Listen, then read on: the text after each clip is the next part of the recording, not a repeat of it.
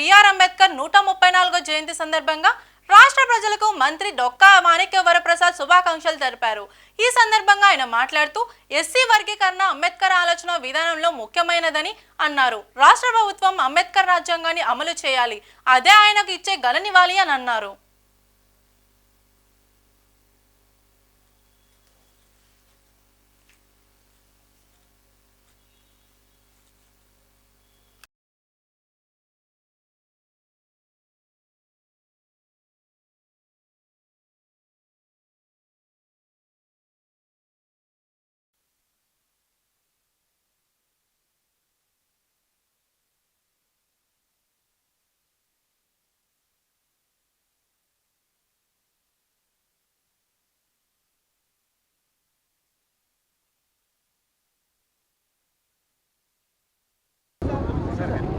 ప్రపంచ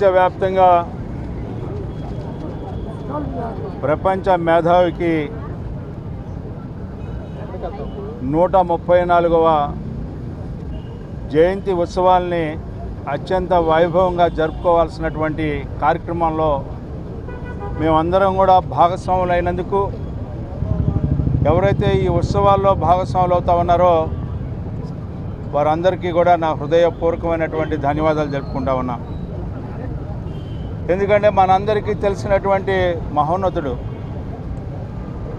ఈ యొక్క భారతదేశంలో భిన్నత్వంలో ఏకత్వం ఉండాలి అని, ఏకత్వం కొనసాగాలి అంటే, లౌకికవాదాన్ని కాపాడుకోవాలి అంటే అతిపెద్ద రాజ్యాంగం ద్వారా సాధించుకోవాలి, అందరూ కూడా సమానత్వంతో జీవనం కొనసాగాలి అంటే ఆయన యొక్క కృషి అని చెప్పి మనందరం కూడా గుర్తుపెట్టుకోవాల్సినటువంటి అవసరం। వ్యక్తిగతంగా ఆయన చేసినటువంటి పోరాటాలు కానీ, రాజ్యాంగబద్ధంగా ఈ రాజ్యాంగాన్ని అందించి ఈ దేశాన్ని కాపాడుకునే విషయంలో కానీ, ఈ దేశంలో జీవించే ప్రతి ఒక్కరిని కాపాడుకునే విషయంలో కానీ అనుక్షణం కూడా ఆయన ఆలోచన చేసి ఈనాటికి కూడా ప్రతి ఒక్కరూ రక్షించబడతా ఉన్నారు, గౌరవించబడతా ఉన్నారు అంటే ఆయన ఆనాడు ఆలోచనే ఈనాటికి కూడా ఈ యొక్క గౌరవాన్ని, ఈ సామాజిక న్యాయాన్ని సాధించే దాంట్లో ప్రతి ఒక్కరూ ఒక అడుగు ముందుకు వేయగలుగుతున్నారని చెప్పి మనందరం గుర్తుపెట్టుకోవాల్సినటువంటి అవసరం। అలాంటి మహనీయుడు, అలాంటి ఆలోచన చేసినటువంటి ఒక సంఘ సంస్కర్త వారి యొక్క ఆలోచనల్ని, ఆశయాల్ని పుణికిపుచ్చుకొని ముందుకు వెళ్లాల్సిన అవసరం ఈనాడు మనందరి మీద గురుతర బాధ్యత ఉందని చెప్పి ఈ సందర్భంలోనే ఈ కూటమి నాయకత్వం, మరి ముఖ్యంగా నారా చంద్రబాబు నాయుడు గారు 25 సంవత్సరాల ముందే ఏ ఆశయంతో, ఏ ఆలోచనతో అయితే రాజ్యాంగాన్ని రచించిన అంబేద్కర్ గారి యొక్క ఆలోచనల్ని పుణికిపుచ్చుకొని ఆ రోజున జస్టిస్ పొన్నయ్య గారి కమిషన్ ఏటే కాకుండా కమిషన్ ఏదైతే సూచించిందో ఆ ప్రతి ఒక్క సూచనని అమలు చేసినటువంటి పార్టీ ప్రభుత్వం, తెలుగుదేశం పార్టీ ప్రభుత్వం నాయకత్వం చంద్రబాబు నాయుడు గారిది అని చెప్పి మీకు మనవి చేస్తూ, గత ప్రభుత్వం ఏ రకమైనటువంటి అన్యాయానికి ఈ రోజున దళితులకి అన్యాయం చేసిందో ఒక్కసారి మీరు అందరూ కూడా గుర్తు తెచ్చుకోవాల్సిన అవసరం।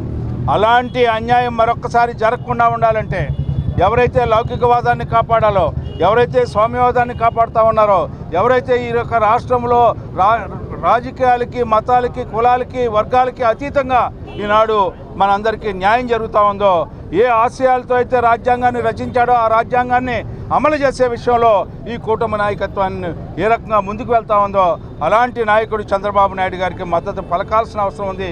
ఈ రోజున ప్రతి ఒక్కరూ కూడా ఈ సందర్భంలో గుర్తు తెచ్చుకోవాల్సింది, ఏ ఉద్దేశంతో అయితే రాజ్యాంగాన్ని అమలు చేయమని చెప్పి అమలు చేయకపోతే చదివించు, పోరాడు, మరి ఈ రోజున రక్షించు అని చెప్పి ఆయన చెప్పాడో వాటికి మనం కట్టుబడి ఉండాలి అని చెప్పి ఈనాడు మనం చేసుకుంటూ సెలవు తీసుకుంటా ఉన్నాం।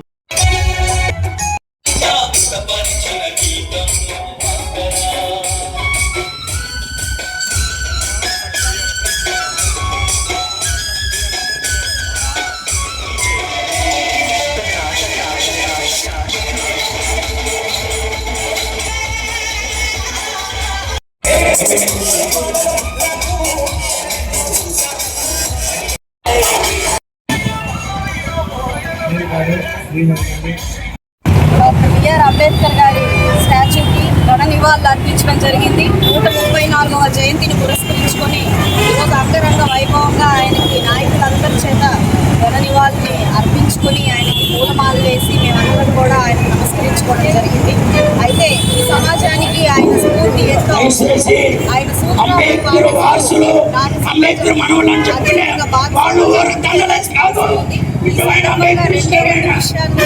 ఆయన మాత్రం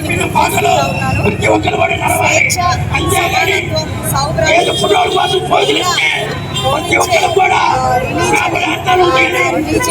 చెప్పడం జరిగింది. ఏ మతమైనా ఏ కులమైనా ఈ మూడింటిని ప్రబోధించేదే అసలైన మతం, అసలైన కులంగా ఆయన చెప్పిన మాటల్ని సమాజంలో ప్రతి ఒక్కరూ కూడా మనం ఇనుమడింప చేసుకుని ముందుకెళ్లాల్సిన అవసరం ఉంది. అదేవిధంగా రెండవ మాట ఆయన చెప్పడం జరిగింది, ఏ సమాజంలో అయితే స్త్రీ సాధికారత అధికంగా ఉంటుందో అది అభివృద్ధి చెందిన సమాజంగా, అభివృద్ధి చెందిన దేశంగా ఆయన ఉద్ఘాటించడం జరిగింది. ఈరోజు స్త్రీ యొక్క సాధికారతని దృష్టిలో పెట్టుకుని ఆ యొక్క సమాజ అభివృద్ధిని మనము అంచనా వేయాల్సిన అవసరం ఉంది. మరి ఆ దిశగా మనం చూసుకుంటే ఈరోజు నేటి పరిస్థితుల్లో ఉన్న స్త్రీ అన్ని విధాలా కూడా ముందుకు వెళ్తున్న పరిస్థితి కనపడుతుంది. అంటే ఆయన ఆలోచన ఈరోజు సమాజంలో ఎంతో నెరవేరుతున్నాయని చెప్పి ఆశ వ్యక్తం చేయడం ఆనందంగా ఉంది. అదేవిధంగా మరి నూతన ప్రభుత్వం ఏర్పడింది. ఈరోజు మహిళలకు ఇస్తున్న గౌరవం కానివ్వండి, మర్యాద కానివ్వండి, అదేవిధంగా సాధికారత కోసం కానివ్వండి, ఇవన్నీ కూడా ఆ మహిళ యొక్క అధ్యయనం చెప్పి మనం అనుకోవడంలో ఏమాత్రం అతిశయోక్తి లేదు అని చెప్పుకుంటూ ఈరోజు మరొకసారి ఈ యొక్క కార్యక్రమాన్ని చేసిన ప్రతి ఒక్క నాయకుడికి, అదేవిధంగా మీడియా మిత్రులకి మరొకసారి ధన్యవాదాలు చెప్తారు. 34వ జయంతి సందర్భంగా భారత జాతి యావత్తు ఈరోజు ఆ మహనీయునికి నివాళులు అర్పిస్తూ ఉంది. పండుగ వాతావరణంలో ఈ జన్మదిన వేడుకలు జరుగుతూ ఉన్నాయి. ముఖ్యంగా డాక్టర్ బిఆర్ అంబేద్కర్ గారు సమాజంలో ఉన్నటువంటి రుగ్మతల్ని పారదోలి సమసమాజ స్థాపనకి నడుంగట్టి తను అనుభవించినటువంటి కష్టాలు, తను పడ్డటువంటి బాధలు, అంటరాని తను అస్పృశ్యత భావితరాలకు ఉండకూడదని ఆయన జీవితాన్ని త్యాగం చేసినటువంటి మహనీయుడు డాక్టర్ బిఆర్ అంబేద్కర్ గారు. తనకున్నటువంటి జ్ఞాన సముపార్జన నిమ్న వర్గాల ఉద్ధరణకి పూర్తిగా వెచ్చించినటువంటి వ్యక్తి. ఒక నిమ్న వర్గాలే కాదు, యావత్ భారత జాతి మనుగడ కోసం తన జ్ఞానాన్ని అంతా కూడా రాజ్యాంగం ద్వారా పొందుపరిచి ఇలా హక్కులన్నీ కూడా సకల భారతావనికి అందించినటువంటి వ్యక్తి డాక్టర్ బిఆర్ అంబేద్కర్ గారు. ఇలా బిఆర్ అంబేద్కర్ గారు ఇచ్చినటువంటి రాజ్యాంగం ద్వారానే ప్రజాస్వామ్యంలో ఉన్న మనం ప్రతి 5 సంవత్సరాలకు ఒకసారి పీస్ఫుల్ ట్రాన్స్ఫర్మేషన్ ఆఫ్ పవర్, ప్రశాంతంగా ఈ రాజకీయాలు 5 ఏళ్లకు ఒకసారి ఓటు హక్కు అనే ఆయుధంతో మనకు కావాల్సిన ప్రభుత్వాన్ని ఎన్నుకునే విధంగా ఆ రోజున ఆయన చేసినటువంటి ఏర్పాటే ఈరోజు ప్రధాన కారణం. అటువంటి వ్యక్తి ఈ రోజున భారతరత్న ఇచ్చి గౌరవించింది ఆ రోజు ఎన్టీ రామారావు గారి నేషనల్ ఫ్రంట్ ప్రభుత్వం అని చెప్పడానికి నేను గర్వపడతా ఉన్నా.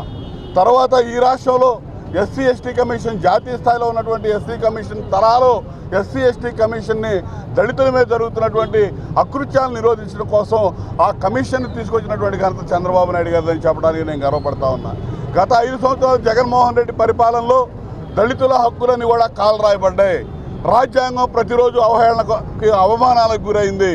దళిత జాతి బతకడమే ఇబ్బందికరమైన పరిస్థితులు, అత్యాచారాలు, హత్యలు, శిరోముండనాలు జరగని దుష్కృత్యం అనేది లేదు జగన్మోహన్ రెడ్డి ప్రభుత్వంలో.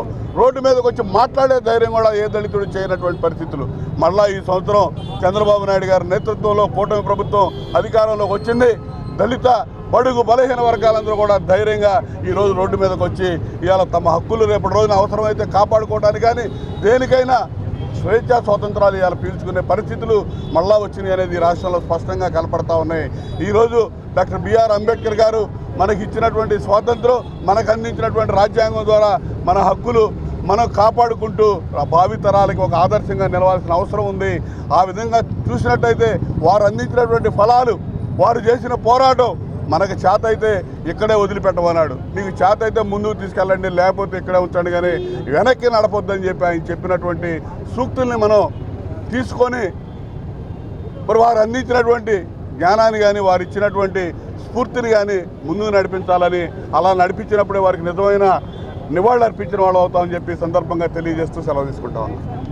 భారత రాజ్యాంగాన్ని నిర్మించినటువంటి వ్యక్తి ఉన్నారో వారి యొక్క 134వ జయంతి దేశవ్యాప్తంగా కూడా జరుగుతున్నటువంటి సందర్భంలో మన భారత రాజ్యాంగాన్ని నిర్మించినటువంటి అంబేద్కర్ గారిని కాంగ్రెస్ అనేక రకాలుగా గత 50-60 సంవత్సరాలుగా అవమానిస్తూ వచ్చింది.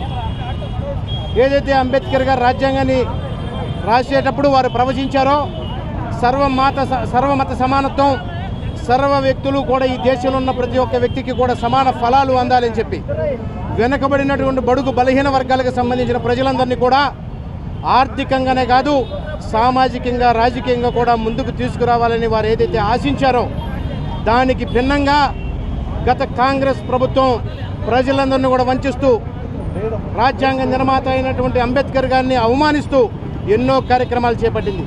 ఆఖరికి వారు చనిపోయినటువంటి సందర్భంలో కూడా వారు అంత్యక్రియలు ఢిల్లీ నగరంలో జరగనివ్వకుండా చేసి ముంబై నగరానికి వారి యొక్క పార్థివ దేహాన్ని పంపించేసినటువంటి సంఘటన మనందరికీ కూడా తెలుసు. అయితే తర్వాత వచ్చినటువంటి భారతీయ జనతా పార్టీ ప్రభుత్వం వారికి కనీసం అంబేద్కర్ గారికి గత ప్రభుత్వం కాంగ్రెస్ ప్రభుత్వం భారత రత్న ఇవ్వడానికి నిరాకరించి వారి ఫోటోను కూడా పార్లమెంట్లో పెట్టడానికి నిరాకరించినటువంటి పరిస్థితుల్లో వాజ్పేయి గారి యొక్క మద్దతుతోటి భారతీయ జనతా ప్రభుత్వం మొట్టమొదటిసారిగా 1990లో థర్డ్ ఫ్రంట్ పేరుతోటి వచ్చిన సందర్భంగా అంబేద్కర్ గారి యొక్క చిత్రపటాన్ని పార్లమెంట్లో పెట్టించినటువంటి ఘనత భారతీయ జనతా పార్టీది.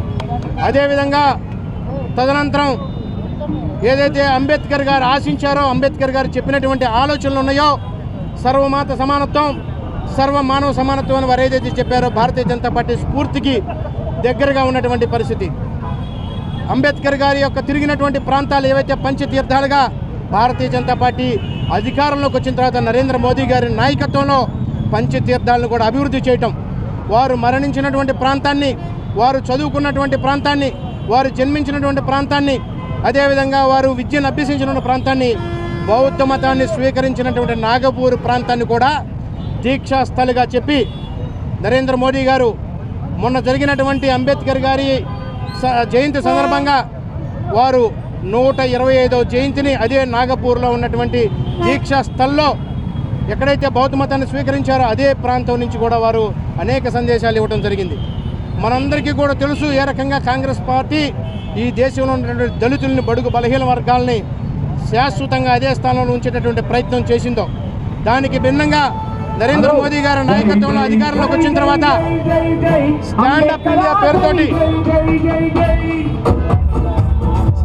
ఇండియా పేరుతోటి నరేంద్ర మోదీ గారు అధికారంలోకి వచ్చిన తర్వాత స్టాండప్ ఇండియా పేరుతోటి బడుగు బలహీన వర్గాలని ముందుకు తీసుకొచ్చే దిశగా ప్రయత్నాలు చేయడం జరిగింది.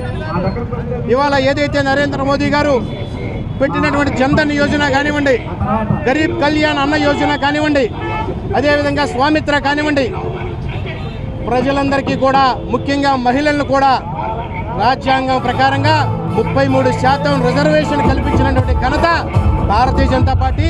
ఇది అంబేద్కర్ గారు కోరుకున్నటువంటి నిజమైనటువంటి సమానత్వంగా భారతీయ జనతా పార్టీ భావిస్తూ ఉంది. అదేవిధంగా నరేంద్ర మోదీ గారు అధికారం చేపట్టిన తర్వాత ఏదైతే గతంలో చేసినటువంటి భారత జాతి ముద్దుబిడ్డ, భారతదేశం గర్వించదగిన మహాపురుషుడు బాబాసాహెబ్ అంబేద్కర్ గారి జన్మదిన సందర్భంగా రాష్ట్ర ప్రజానికానికి, జిల్లా ప్రజానికి శుభాకాంక్షలు.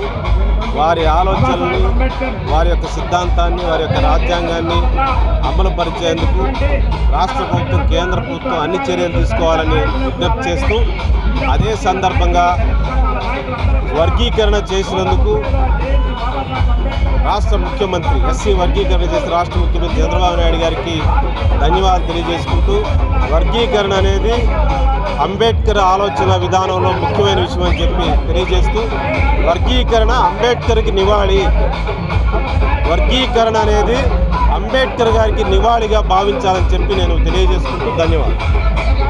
రాజ్యాంగ నిర్మాత, బడుగు బలహీన వర్గాల ఆశాజ్యోతి, అభినవ మనువు, అపర బుద్ధుడు, తాడిత పీడిత వర్గాల మెస్సియా డాక్టర్ బాబాసాహెబ్ అంబేద్కర్ గారి యొక్క జయంతి సందర్భంలో ఈరోజు ఇక్కడ లార్జ్ సెంటర్లో గుంటూరులో ఉన్నటువంటి విగ్రహానికి అలంకరణ చేయడం జరిగింది. ఈరోజు బాబాసాహెబ్ డాక్టర్ అంబేద్కర్ యొక్క పేరు ప్రతిష్టలు ఒక భారతదేశంలోనే కాకుండా అనేక దేశాల్లో విస్తరిస్తూ ఉంది. ఎందుకంటే ఈ భూభాగంలో, ఈ ప్రపంచంలో ఏ దేశంలోనైనా, ఏ సమాజంలోనైనా అసమానతలు ఎక్కడైతే ఉన్నాయో అవి వర్గ రూపంలో అసమానతలే కానీ, కుల వివక్ష కానీ, కుల వ్యవస్థ రూపంలో ఉన్నటువంటి అసమానతలే కానీ, ఆర్థికపరమైనటువంటి అసమానతలే కానీ, సామాజికపరమైనటువంటి అసమానతలే కానీ, ఎలాంటి రూపంలో అసమానతలు ఉన్నా కానీ ఆ అసమానతలను రూపుమాపటానికి బాబాసాహెబ్ డాక్టర్ అంబేద్కర్ గారి యొక్క ఆశయాలు, ఆయన యొక్క ఆదర్శాలు, ఆయన యొక్క విధి విధానాలు, అంబేద్కరిజం ఒకటే మార్గం అని చెప్పేసి ప్రపంచంలో అన్ని దేశాల్లో ఉన్నటువంటి మేధావులు గుర్తిస్తూ ఉన్నారు. అందుకే ఇవాళ ఐక్యరాజ్య సమితి న్యూయార్క్లో కూడా ప్రపంచ దేశాలకు సుమారు 200 దేశాలు సభ్య దేశాలుగా ఉన్నటువంటి ఐక్యరాజ్య సమితి హెడ్ క్వార్టర్లో కూడా బాబాసాహెబ్ డాక్టర్ అంబేద్కర్ గారి యొక్క విగ్రహాన్ని ఆవిష్కరించడం జరిగింది. అదేవిధంగా 21 దేశాల్లో ఆయన యొక్క విగ్రహాలని ఆవిష్కరింపజేశారు.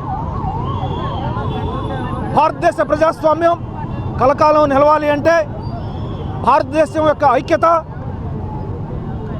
కలకాలం నిలవాలి అంటే, భారతదేశంలో యొక్క ఔన్నత్యం, గౌరవం, గుర్తింపు కొనసాగాలి అంటే, భారతదేశం ప్రపంచంలో అగ్రగామి దేశంగా నిలబడాలి అంటే బాబాసాహెబ్ డాక్టర్ అంబేద్కర్ యొక్క ఆదర్శాలు, ఆయన రచించినటువంటి రాజ్యాంగాన్ని తూచా తప్పకుండా అమలు చేయడం తప్ప మరొక మార్గం లేదు.